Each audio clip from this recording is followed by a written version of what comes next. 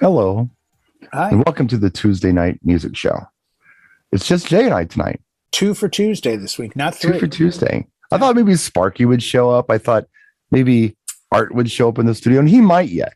Art might pop in, but for now, it's just you and I, Jay. Just you and I. Yep. We're just gonna have to chit chat music. Yeah, I don't have my Robin like Howard Stern. No.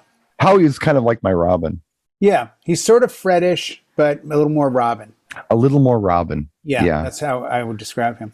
Yeah, it'd be nice if he was more Fred. That would we be could dope. use a little more Fred sometimes. He does a pretty good job, though. Yes. But it's okay. The engineering part of this job is hitting the record button, and I can handle that.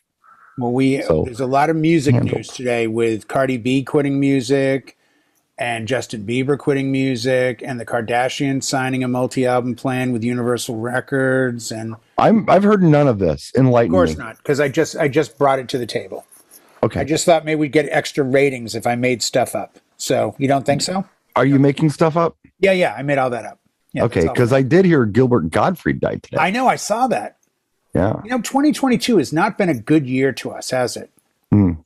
The last 3 years, we've lost a lot of people. Right. Comedians wise, we just lost Norm. Now Gilbert. We just lost somebody else. Bob Saget. But I think there was a fourth. It'll come to me. There was somebody in the not too distant past that we also lost. Right. I thought was another comedian. Louis Anderson. JC is saying it's Louis Anderson. Louis Anderson, that's it. JC is kind of being our Baba Booey tonight, which is good. He's Googling for us, which is really helpful. We need that. Yeah. No. We need to keep up on these things. So what do you want to talk about tonight? Well, should we talk about what we talked about yesterday? We could do that. We could talk a little bit about that. Yeah, I think people like it. I like to talk about music, and I like to talk about performance and kind of the artistry of what we do. But most people want to hear about gear and money. Right. So let's just give the people what they want tonight. Let's go straight to the money part. All right, let's go to the money. What do you got for me in the money world? Well, I made a video yesterday, which I told you about. That you did. And yes, I have a YouTube channel, and you'll have to Google me. I got to look it up. Look it up. It's SBR, correct? That's something like that. Yes. I don't know. Something. But anyway, I decided I was raising my prices effective immediately, and I had reasons for it. I wasn't just arbitrarily doing it. You know what I mean? Right. Because some people will. They'll just say, well, I'm just going to raise my prices because I think I can get it. I'm not that dude. I like to have a business plan. Right. You in your head know what you're doing. I think about 90% of the DJs I know in this industry, if you said to them, explain your price, they really couldn't. Right. Well, because I'm worth it. Well, because they started at a point, they looked around the street and said, what's everyone charging? $12.50. I guess that's the price I'm going to start charging. And then as time goes, they start to add into it. But Drax famously has said, write a business plan and explain, because you can sell a genuine price for something. If you know it's worth $3,000, right, you can sell it. But if you're shooting from the hip with, you know what, I'm going to charge, if the expression I'm going to charge comes out of your mouth as your guiding rule, then you haven't thought it out. Right. You don't know why you're charging that. Maybe you should be charging 4. It's just an arbitrary number that's being picked out of thin air. Yeah, it's important. It's important to know what market value is. It's important to know, what people are paying for things. But I think it's also important to figure out what it's actually costing you to do business. That's the big thing. Yeah. What do you have to make? Because we all have that number. If I called you up tonight and said, hey, Brian, I've got a gig next Wednesday. It's 3 hours. It's in your town. It's 2 miles away from your house. It's very easy. Just bring a controller. It's a mellow thing. Can you do it for me for 150? I'm pretty positive you'd say no. Because you'd in your head go, it's going to take really 5 hours because even though it's only 20 minutes away, I have to get ready. Right. I have to load the truck. Even though it's just a controller, that I still have to use my stand. There's things that go into it, but we all have numbers, Yeah. I'm doing a gig next Friday, 4 hours at a bar, and it's not a profitable gig. And it's not profitable because I'm doing it for 4 hours for less than 100 an hour. Now, that's not to set a standard, but the value is I haven't played in a bar in like 3 years. Sure, it's a workout. It's a workout. It's Yeah. just get out of my element, play something different.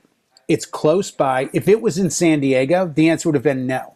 Yeah, But it's right. literally 4 miles from my house. You're not losing money on it. No, exactly. It's not Right. something that I'm really going to walk away and say, "Wow, that was so." But you're not giving it away, but yeah, it's not going to change your life. No. But I And have that's cool. thresholds. You know, like you go to the mechanics, they have a threshold and it's on the wall. We don't have that. Workouts are important. I mean, I think so. I think they're great.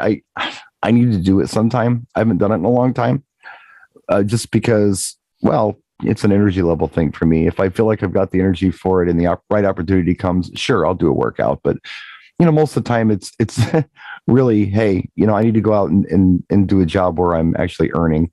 And if I'm not, I've got other things I could be doing here, like talking about stuff that I don't know, like money and gear on YouTube. I could be doing that. Yeah. Would you do a gig for free because you wanted to do the gig? Boy, that's tough. That depends. I suppose, how badly do I really want to do it? I want to do a gig, and I'm going to probably go to this big club in San Diego and try to sell myself and walk, because I've looked at their flyers and they've had the same 3 DJs in rotation. Like this week it's DJs ABC, next week it's DJs BAC, next week it's DJs CAB. Like it's the same people, they just switch the names. Sure. But it's a gothy darkwave club. And I'm going to just go down and take a look and say, hey, I'd love to come in and spin for an hour or two. Yeah. Like in front of the other DJs. Sure. And again, as more of a workout, maybe give me a bar tab and $100. Well, I mean, you think about Atlantic City. I mean, I did a set for 11 minutes before you came in and interrupted my set. Yes. Yeah. So I didn't get paid for that 11 minutes. Well, I that set was fun. I mean, I think I got $8,000, which is below my normal. Well, yeah, I got nothing for my whole 11 minutes. So I will send you a couple bucks. I feel bad now. I didn't know. I thought I suppose that night. I suppose there are times like in Atlantic City when we were all hanging out at that place where I would go ahead and spend, but that was just kind of a recreational thing. There was no pressure. It was just a fun thing to do. But back to what I was. Yeah.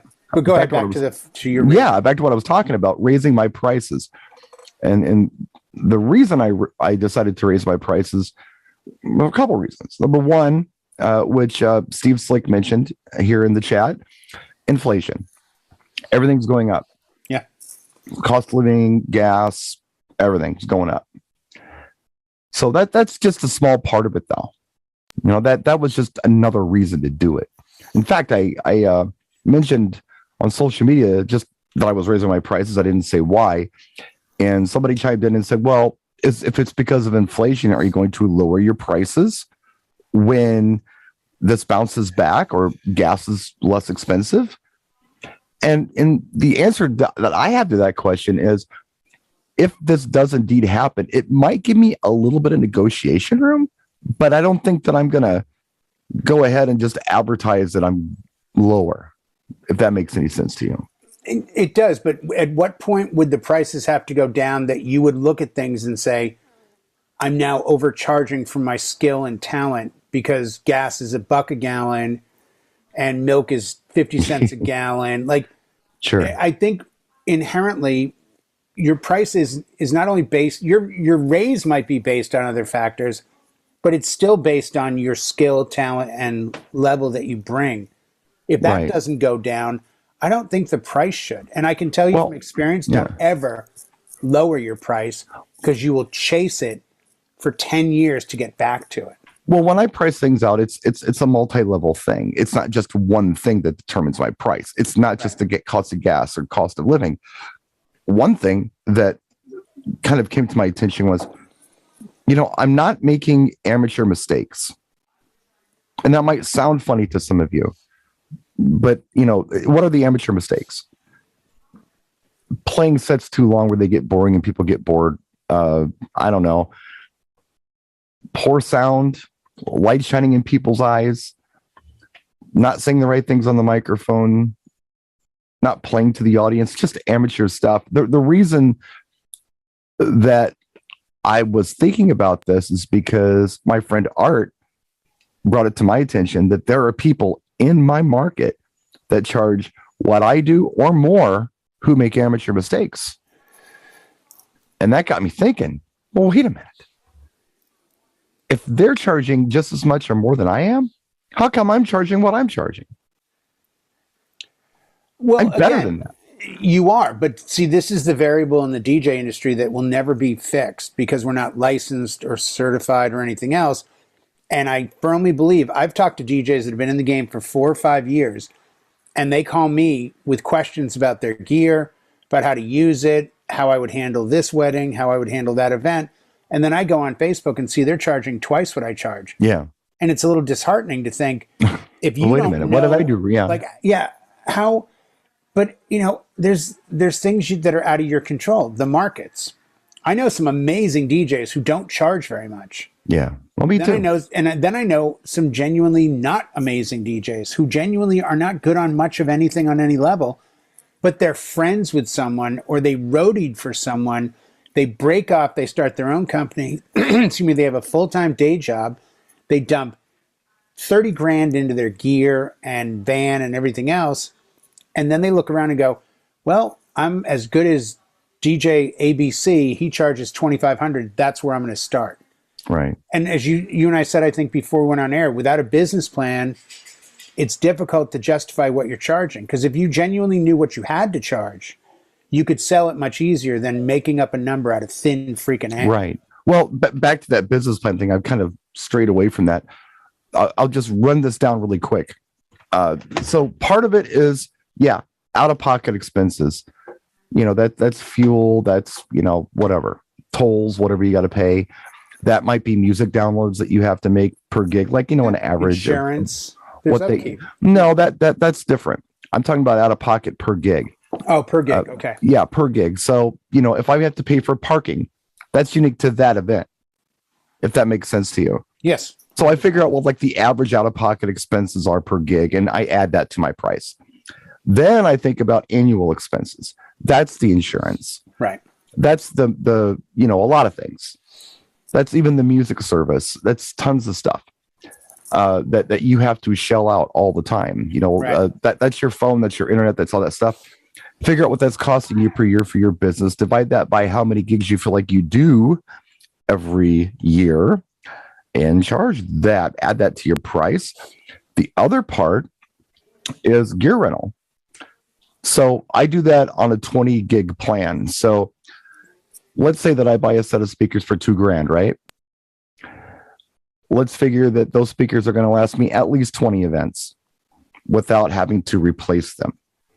And that's ridiculous. If we buy good speakers, they should last us longer than that. But that's my rental plan. So I take those 20 gigs and I divide it by how much money I actually spend on these speakers, and that's a little bit of money that I got to put into every event. So I've come down to I charge 10% of my total gear cost. I build that into my pricing. So let's say that I have $5,000 worth of equipment. 10% of that would be $500. Right. I add that to the price. So I've got out-of-pocket expenses, annual expenses, gear rental, and then I have to pay myself.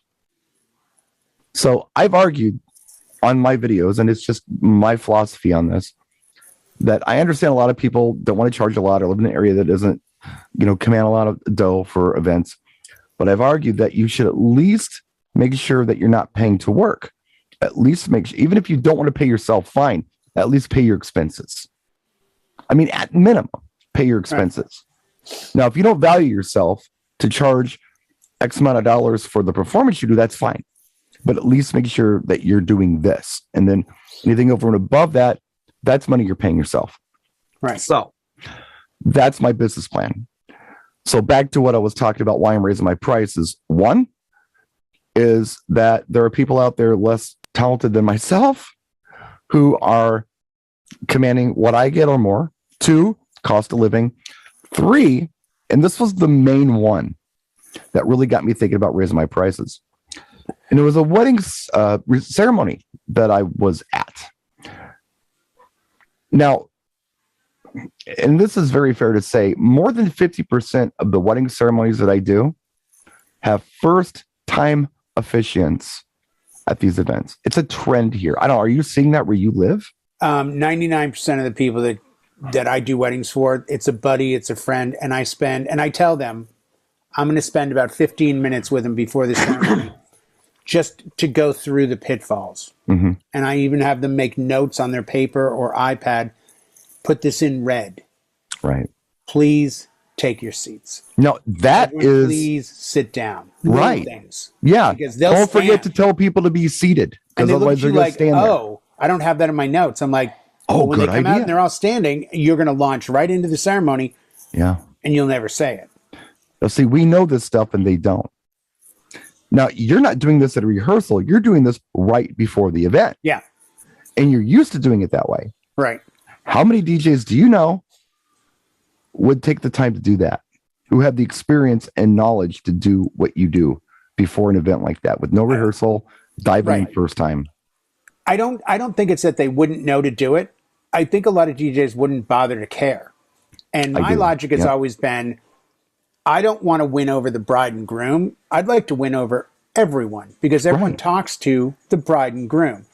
And if the ceremony goes well, and it usually happens about 98% of the time, the bride will come over at some point and say, thank you so much for talking to Brian before the ceremony. He said you gave him some really good tips, and we thought it went so beautifully well. And they'll come over and give me the big handshake and the hug and thank me, because I'm trying to make them look good. But I'm also trying, and I tell everyone, I only have one goal. The goal is that the couple's happy. My goal is their goal. I want them to have a great time. And if I know what could go wrong, I gain no satisfaction in watching an, first-time dude screw things up. And then afterwards go, should have hired a regular pastor. No, you help everyone at the event get through the event and win. We're all there as a team. Vendors are there to help each other come out at the end of this event looking good. It's like when the toast comes up. I don't eat at my events. I haven't eaten at an event in probably 18 years. I'm walking around. I'm doing something with the music. I'm changing lights, whatever. But before I do the toast, it's in my head. You know what I do? I go find the photographer and the videographer. Yeah. I say, guys, I'm doing the toast now. Just so you know, say, come back in from your break. If they say, we'll be done eating in 10 minutes, I'll usually say, that's not going to work for them. So if you guys want to capture this, I really suggest you come in about 5 minutes, because that's when I'm going to introduce the toasters. Yeah. Yeah, I've had to pull people out of cars on their phone and all kinds of stuff. I don't want to hear the next day when the bride gets the text or phone call or email to me going, wow, everything went great last night, Jay, but I talked to the photographer today and they said that you like purposely didn't get them to come take the photos, because other vendors will throw vendors under the bus. Yeah. Anybody watching this, I mean, I'm not suggesting that no one can do this. What I am suggesting is, if you're making amateur mistakes like blinding people with lights, you don't know how to run a damn sound system, you don't know how to say the right thing on the microphone, you're basically not a competent DJ yet, in my opinion. You know what? I'm better than that. And if you're commanding this price, I need to at least command this price or more. I mean, I need to be above that. Can you explain your price to yourself and justify it? I think that's a good rule of thumb. Like, if you're a new DJ and you're charging $2,000 or $3,000 to do a wedding, and you've only done 30 or 40 weddings in your lifetime, you've only been a DJ professionally for 2 years, 3 years, just explain to me in how, just justify why. And if the first thing out of your mouth is because the market, or because this guy, or because I'm really worth it, or you might be worth twice what you're charging. But if you value it against the market, you're not valuing you're valuing the market. I had a coordinator 2 weeks ago. She goes, I'm really excited today. I'm like, yeah, this will be a fun wedding. She goes, I heard a lot about you and this and that. I'm like, oh, thank you so much. She goes, do you do this full time? I said, yeah. I said, I think I have like 50 weddings this year so far booked. Oh my gosh, I only do 2 a month. That's my limit. I'm like, oh, good for you. I've got kids, this and that. And I can feel what's coming next. I knew this was coming. And she goes, yeah, this is my 3rd wedding. And you know where it showed? We agreed that when the officiant said on the mic, folks, this is an unplugged ceremony. Please don't take any photos. Don't get in the aisle. No iPads, no phones. You'll be able to see all the photos. He would look at me and I would hit play. on the processional for the groom, the wedding party, everyone but the bride. I hit play and I can see across the way, and there's the coordinator vaping with the groom, hanging out, laughing. And I have to physically go around everybody to her and say, "What? Why aren't they walking? Oh, are they supposed to?" I'm like, you told me that when the processional starts right after the, yes. Yeah. And it was like that for the rest of the night. There was about 9 rookie mistakes that got made. So long story short here, I had this epiphany. I decided this is what I needed to do. I needed to up these prices. By the time the video was uploaded, I was on a call to a client and I raised my prices. And I'm not going to tell you what I was charging before. And I'm not going to tell you what I charge these clients because we've talked about this. I'm not sure how honest a lot of DJs are about what they charge. They like to talk about what they charge, but there's no proof. It's fake it till you make it. And that's great that you can do that for your own id or whatever you want to call it. If you hear it come out of your mouth enough, you start to try to believe that, and then you ask for that. I understand what you're saying, and I understand your place with this. My concern is DJ Mikey Mike hears this and says, well, what's wrong with me? I can't charge that. And he tries to in his market, which is very different than your market, and he can't get it. And he feels, I don't know, I don't want to do that to anybody. No. And I understand that, but I would also dare say, and I've used this example before, every market that there's a DJ, somebody owns a Cadillac Escalade. Somebody owns a multi-million-dollar house. Somebody understands the value of things that are expensive. DJs can oftentimes be no different. Right. There's probably a lawyer in that town that's making $1,000 an hour versus the average lawyer is making $150. Well, so the point is, if you're willing to just focus on going to, don't ever let your market drag you. Be the either go with the market or be the market. Okay. Now we're getting into something different. You're right. You're right. All I'm saying is, I don't want to talk about what I charged before and what I'm charging now, simply because there's so many factors involved. Sure. And I don't want anybody to feel inferior. I also don't want anybody to chime in and say, well, I charge 8 times that much at this, and I do this and this. Right. Because we have no proof that they do it, because quite frankly, they're probably full of shit. Well, and a lot of websites. They're faking it until they make it at your expense and not on my time. Right. You guys do that on your own videos, but not on mine. And I deal with this at shows and on forums and on life. Every day I talk to somebody. At some point in my life, it comes up. And I am the first to say the Southern California market where I am is very competitive. Hence, it's very tight. And I know what the big guys are making. And no one's making the money that people lead you to believe they're making on the top. But I also know people in other states who are making numbers that just blow my mind. I'm like, how are you getting that? And they all say the same thing. That's the going rate out here, Jay. That's what we make in the Midwest, in the Northeast, in the Southwest. And they look at me and go, you're near LA and San Diego. You must be. I had a DJ say to me, what do you charge, like $5,000-$6,000 in your market? I'm like, no one charges $5,000 or $6,000 in my market. No one gets it. No one charges it. I said, unless you're doing a 3-day event, I don't think anyone's getting those numbers. They may say it, but they're not getting it. So to your point, I think this, like, the variables just become, it's people crazy. Just focus on their company. Well, don't compare yourself to A, B, and C. Just be you. Right. Because you're by the way, you're the only one you are.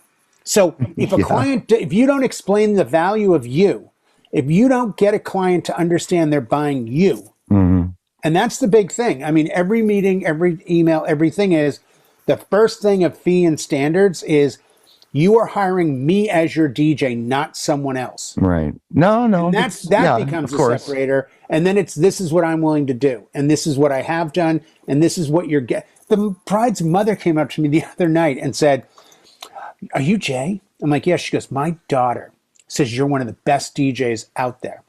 You opened up for Pitbull? And I'm like, I played at the same night that Pitbull played. So technically, Yes, I did. I was the first DJ of 3. Pitbull was the headliner. Yeah. And she goes, where was it? I said, it was at the Playboy Mansion.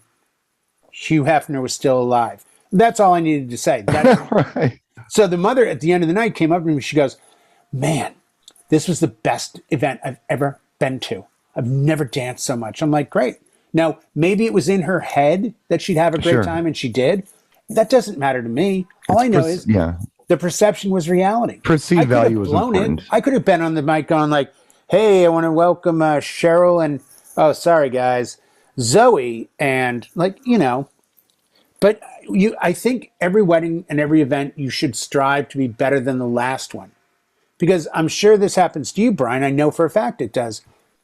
I have 4 events this year where I did their friend's wedding or their sister's wedding or their brother's wedding a year, 2, 3, 4 years ago. You really think I want them to walk in and see the same performance, the same music, the same everything? No, I want it to seem better, but not so much better that they go, oh man, he kind of sucked at our wedding compared to who he is today. But I think there should be a sense of growth. Well, let me just get this out. This is kind of like when you're watching the news and they say, we're going to give you the weather in 10 minutes. Because I've been trying to tell these people something and we keep going somewhere else.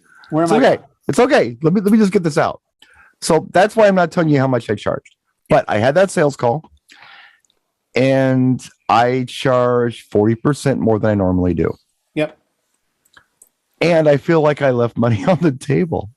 Because they said yes so fast. They jumped on it so fast. Yeah. And I was going with a business plan. I was thinking about, you know, okay, this I need to go up 10%. This I should probably go up 30% with. And I ended up with about a 40% average increase.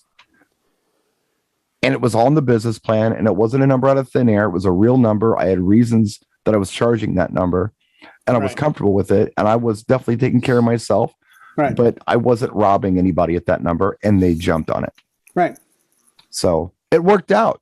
Well, that was that. By the way, that used to be a thing back in the early 2000s. It was a thing to just ask for more money. It was a thing. You know, the old thing was if you're, you know, what's your booking rate? Oh, I book like 8 out of 10 weddings. Then you're not charging enough. That was a well thought and well adhered to lesson of economics in the wedding and DJ industry. Yeah. If you're booking everything that comes your way, you're not charging enough. And I kind of never understood that. I'm like, I don't know what you mean. Like, how do I know what to charge then? Like, what's the magic number? Yeah. Well, you keep raising it. Sure. Well, at what point do you know, and this sounds terrible to say, but I think there's a cap. Some DJs don't believe there's a cap. I do. I think there isn't, and I won't give that number, but there is a number in my head that I would have a very tough time explaining away. And I think that's the biggest part of sales. And you did sales more than I have, Brian. If you don't genuinely believe what you're saying, it's near impossible to sell somebody on it. Yeah. Like if you sell yourself as the end all be all and you're honest and truthful and you back it all up and then you give a number that you believe in your heart, I think they'll buy it every time. But if you actually deliver. And that's no. That's my point. It's got to be beforehand. You've got to get them to understand everything out of your mouth is factual, and you are going to deliver this. Otherwise, the market. Then you know what you do. You have a whole new business model. I'll tell you what. This is my price. It's $4,000, but you don't pay me till the end of the night. If you think I did more, pay me more. If you think I did less, pay me less. Well, I have several thoughts on this. What we used to do when I used to work at the multi-op, the way they did it was they figured out what it would cost us to go out and do the event, what it cost to pay us, and whatever was left, that was the profit that the company made. What they felt like the market was, that's what they could make and whatever. And the other thing that we had way back then, and I've done it, I try not to do it anymore because it's just has blown up in my face a couple of times. But we've told people, look, you pay us at the end of the night, okay? So if you didn't like it, you don't got to pay. If it's that bad, you don't pay. You pay us at the end of the night. So that's kind of your guarantee right there. Well, that's something you don't do anymore because that gets ugly. Gets super ugly. But that's what they used to do back then. Right. What I think people need to be really careful about with sales. And this is something that may not have maybe the highest grossing salesperson, but I slept at night very well. Don't overpromise and underdeliver. No, the exact opposite. Don't tell them this is going to be like Mardi Gras and you barely deliver the church carnival on a rainy weekend. You got to be able to go in there and be honest about what you do without, bringing yourself down. But, it was going to be the most amazing thing you ever saw. No, I don't say things like that. I can't I've never promised a dance floor. I've never once said I'll pack a dance floor. Not once. Yeah, I've even told clients repeatedly, the beauty of weddings to me as a DJ, dancing is icing on the cake. If you're a group that didn't come to dance, and it's 50% guys who, unless they're wasted, aren't going to dance, if they get excited by the music choices, and here's the truth, couple that I'm talking to, I've probably been hired 8 or 9 times by people that said, we were at a wedding you DJ'd a few weeks ago. We want to hire you. Oh, great. What's going on? This and that. Did you guys come up and I'm sorry if I met you that night and I don't remember. No. The very end of the night, I'm the guy that came by and got the card and said, good job. I'm like, oh yeah, I remember. He goes, by the way, we didn't dance. I'm not a dancer. Right. My fiance is not a dancer. But you know what? We didn't leave early either because the mixes were cool. Yeah. It wasn't too loud. All these things that you try to impress upon people. Like in the meeting, it won't be so loud your mother can't talk to your grandmother. Because I guarantee one of them said something before they hire a DJ. I hope it's not too loud. And that's part of the delivering process. And that's not putting you down. That's letting them know that you're a professional who has experience and understands the logistics of a great time. And a great time is not too loud. Don't segue on me. I got a thought. Don't segue. Stop. Still talking. Cool. Okay. So you had mentioned, somebody, the grandmother saying, I hope it's not too loud. When I was younger, I thought that was kind of a snarly statement towards new music or just, having fun. And I didn't understand what it meant. I understand what it means now. It literally means too loud to speak. So Jay and I both have the same philosophies on this. And that is the music should be good and hot on the dance floor where everybody can hear it clearly. It sounds good. Yep. And everybody can dance and have fun. But anywhere off the dance floor, 10 feet away, they should talk. People should be able to have conversations without screaming at each other. This might sound ridiculous to some of you. Some of you, I don't do that. I use these big giant sound systems. Hey, do you all day. But with this particular philosophy, we're able to not tire people out. People get tired when they got to scream at each other. It's exhausting. Not to mention tinnitus and things like that. But it's exhausting to scream at each other. And when you're tired, what do? You leave. If you can't hear somebody and you have to have a conversation, what do? You leave the room. I want them in the room having the conversations. I don't want them getting tired yelling at each other. So I think that's what the too loud thing means. Not only that, but it could also be just like really harsh mid-range, having a poorly designed sound system that's chasing people away. And I'm not saying that I've always built the right sound system. I'm saying that I've been that guy where I've been playing dinner music and grandma's got both of her fingers in her ears and she's looking at me like I'm the devil. And I was doing everything that I could to make it less harsh, turning it down, cutting the mid. It was just the wrong system. But I feel like I've got a good system now. I feel like I've got a really good handle on my my settings and my files and a good clean audio chain. And I don't have those problems anymore. Right. And it's those kind of things that I really do feel like make me valuable as a DJ. But I think it's back to the experience issue. Yes. It's knowing going into it. I would say within a sentence of meeting somebody, my goal is to play the right kind of music for you and your group, not so loud that grandma and mom can't talk 10 feet off the dance floor, blah, blah, blah, blah, blah. Keep going. Hey, do you guys have any questions for me? Either, no, you've answered them all, or, we're really worried. We went to a wedding and it was so loud. I'm like, remember when we first sat down, I mentioned, oh, wait, no, that's right. You said it's not going to be too loud. No. I said, I could make it loud, but I would have to bring more gear. Why would I want to work harder to do the job I want to do well and do it worse? And they kind of headroom is your friend, though. Oh, I'm like, It's not about me. I'm there to help tell a story through song about you. Now, If it was about me, if you said, Jay, it's your wedding, play what you want, I would play Cascade and Deadmau5 all night and people would leave. But it's not my wedding. I have a wedding coming up this weekend. You know what dinner music is? Dirty Bird and House. You know why? Because the bride and groom have a Dirty Bird tattoo. And they disclosed this to me, and I'm going to put together the best playlist of what's dinner appropriate, but housey Dirty Bird, because it's their wedding. And in 20 years, they can tell their kids or somebody, oh, our wedding? We were playing this at our wedding during dinner. Now, I want to just say that going back to what we were talking about with the volumes and not being too loud. Now, most of the time, I'm allowing for some headroom there. And the reason I'm allowing for the headroom. No, okay, before I even get into this, I was trying to bank all this stuff while you were talking. Jay typically is doing what? 2.5, 3 hour events. For dancing or for the whole event? No, my events are all 6 hours. Okay, your dancing like portion. A dancing portion's like at the most 3 hours. Normally it's between 2.5 and an hour and 45, 2 hours. Yeah. So let's say average 2 hours. Is that fair? Yeah, 2.5 actually. Okay, because they're 2.5 hours. 7:30. Over at 10 in a residential area with sound restrictions. Yes. Outdoors. Yep. I'm usually doing something closer to 5 hours of dancing, just because of the way things work out. Maybe 4.5, maybe 4, but more, significantly more on the average. Right. And I'm doing them indoors because I'm in Wisconsin and it's cold outside.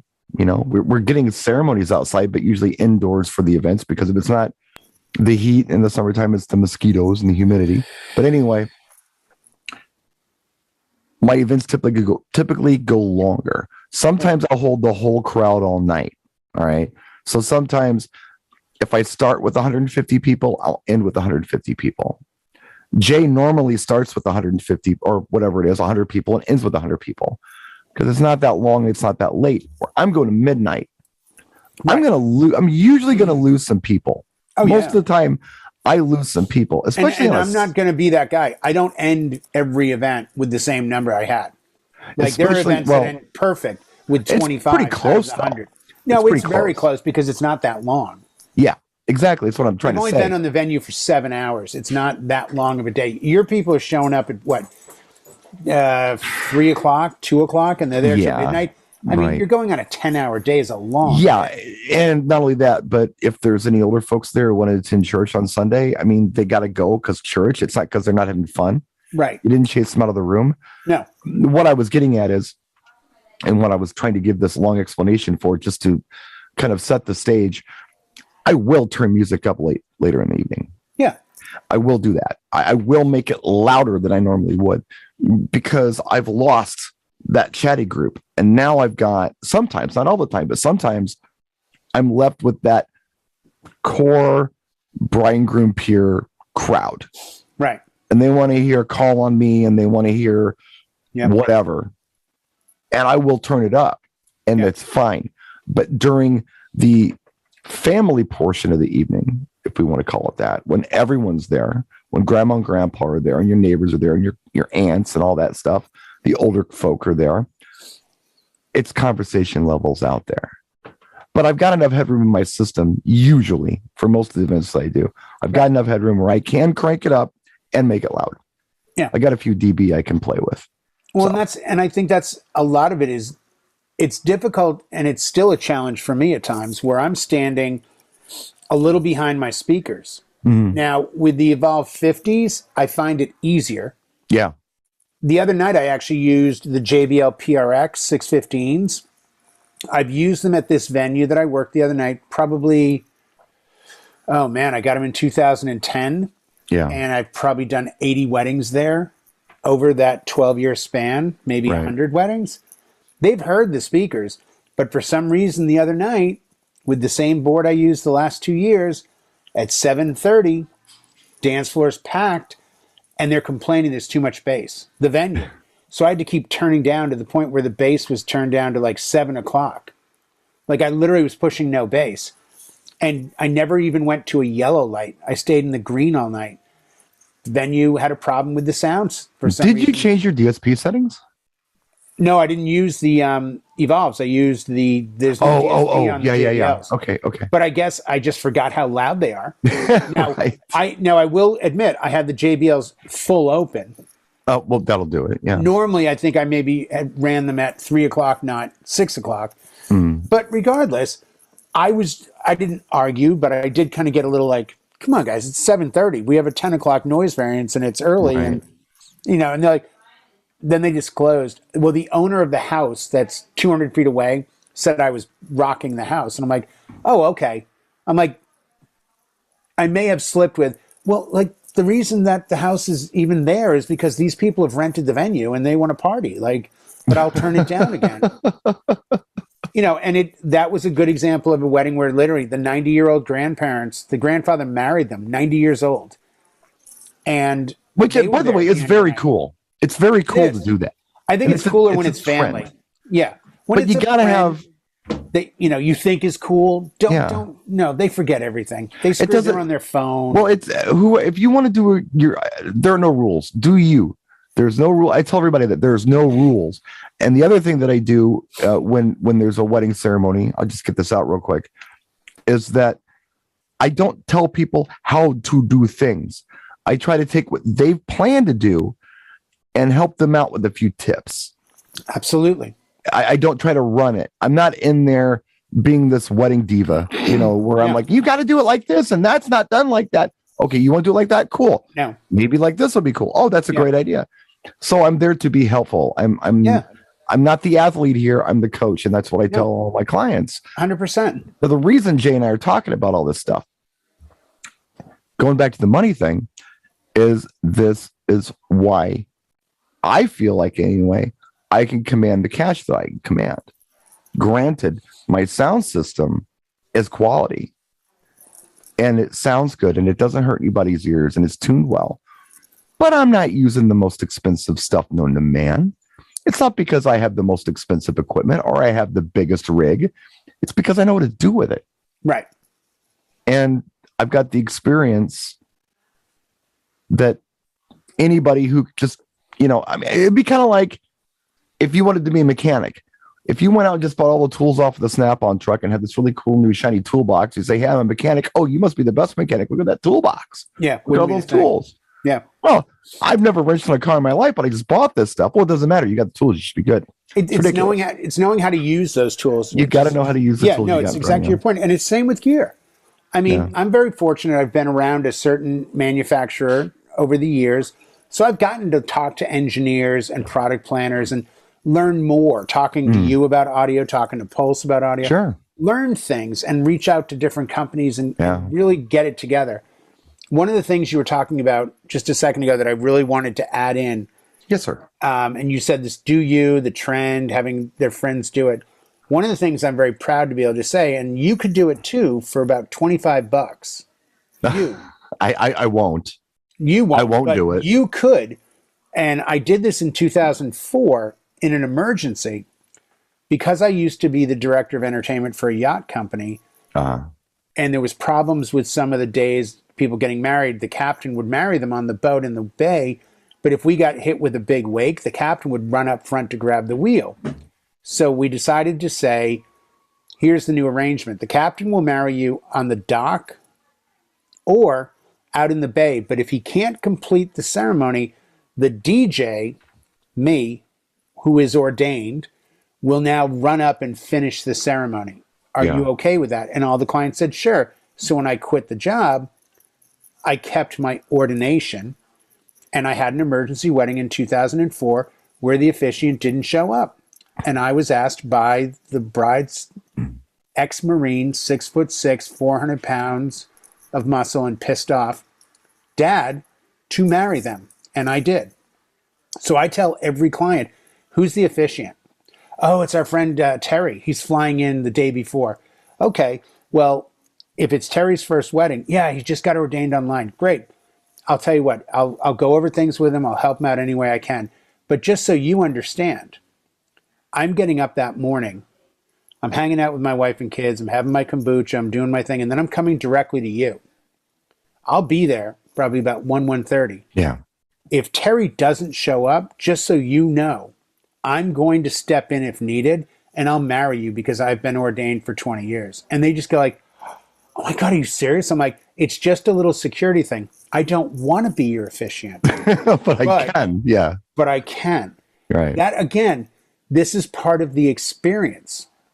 It's part of the, and if you're a new DJ, whatever, I don't care how long you've been a DJ, that's a tool in my toolbox that, believe it or not, very few DJs and other people have. If I was a photographer at weddings, I'd get ordained for $25 and be able to go, hey, if you need it, I can sign the license. And that's what separates Pastor J from Heathen BSR. Yeah. Yes. And I can change because I won't do that. Orange. I just can't. And orange. I can't in any good conscience do that. No, I'm not.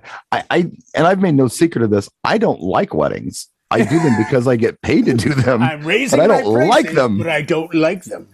I'd rather not. And in fact, I told my surprised client, you didn't raise your price 300% just so nobody books you. I was thinking about it. I was thinking about charging like 10 grand for ceremony. You know, no one will hire me. That's perfect. Yeah, no one will hire me. I won't have to do it. I know DJs that charge $450 for a ceremony. Sure. And I'm like, you got to be kidding. They're like, dude, I don't want to do it. So I've just made it so cost prohibitive. Clients get like strings and they rent a PA and all that. Wait a minute, $450 for 1 hour. Right. In my market, that's astronomically high. Okay, again, my markets are different. I told you I'm not going to talk about price. I'm not going to talk about price, but I'm going to say that's not out of hand. Just for the 1 hour ceremony? Yep. Same side. There's too much on the line. Oh, there's a ton on the line. There's too much on the line to not charge that. If you want to pay $250 for a wedding ceremony, yeah, you better call someone else because I ain't doing it. It's not enough. The pressure's on me for all the cues, for all the directing, for all the back-end support. If it's on me. Right. It's going to cost 100%. This. If we could get together, if all of us could just somehow get together and form an alliance, a union, whatever you want to call it, of wedding professional DJs and come to an understanding of our value and our price. If we agreed that we're worth $500 an hour, just as an arbitrary number, just a number. Yeah. I'll do one better. $1,000. Again, we're arbitrarily picking a number then because everyone's number is going to be different depending on geographical location. But you'll see the point of the arbitrary number. The arbitrary number becomes the standard, meaning that after 3 phone calls the next morning, a bride and groom will understand that this is what they have to pay. You just have to live up to that. No, it's not utopian. It's not a, thing that's ever going to happen. It's not price fixing. Well, it's not. If you all agree that you're delivering these standards. Like if I go to, there's 5 mechanic shops next to each other. They're all charging me $148 an hour to work on my car. And we both understand if the job takes 3 hours, they're charging 3 hours. The game is to get mechanics that can do it in half an hour because then they can do more work. Yeah. Well, but that's not price fixing because that's the standard price. We work in an industry where there is no standardization. Yeah. The guy that opens for Calvin Harris makes $400. Now Calvin Harris makes $400,000. Yeah. I'm just saying price. No, it's okay. It's okay. Get your DJ collective together in Fantasyland and make that happen because that's what it would take. You know that. I mean, it ain't going to happen. Well, and I've brought that up and I've said, why wouldn't you guys all want to collectively get together and bring everyone up to you so then you could go up more? And there's becomes this sort of, no, I'd rather live in my gated community and hang out with my other gated community guys than deal with the the poor trash down the street. I'm like, okay, nice to know that this is all about the love of the job. Well, my only crusade on all of this over the years has been at least get your money back for whatever it costs you to do the event. At least get your money back. What you pay yourself is not my business. No. But if you're out there DJing and you're losing money every time you go out and perform, there's a problem.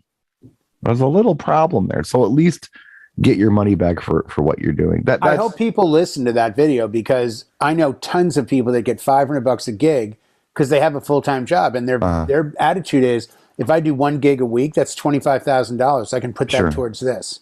Yeah. And I can't argue with them about how stupid that is, as dumb as I think it is. Yeah. Well, it's everybody's going to do them, and they're only anything I ever say here or on my channel or anything else. They're only like ideas and suggestions. We're still friends, whatever you do. But that's advice. You're not giving the numbers because no one's paying your bills. And that's exactly why I'm not giving my numbers. If you want to pay my bills, I'll be happy to disclose where the money's buried and their bodies and everything else. But until that point, you have to live with your decisions as a business entity and work in your market to the best of your ability. And we will always know great DJs who don't get paid enough. And we will definitely know terrible DJs who get overpaid. And it always works out in the end. I want to urge everybody watching to like and subscribe and leave a comment if you've made it this far. We appreciate it. It is in my contract that I get to have a cigarette after about an hour. Yeah. It's about an hour. So I'm going to put a fork in this sucker. Yep, there we go. I'm not going to be here tomorrow night because I'm going to see Ministry, Corrosion of Conformity, in the Melvin. Tell Uncle Al that I said hi. I will. Al Jorgensen and I will be talking because I have a backstage pass. Bop, bop, bop. Yep. Thanks so much for watching, everybody. From myself and Jay, we'll see you next time. Peace. Oh, I have to hit the record button now because he's not here. And blooper reel.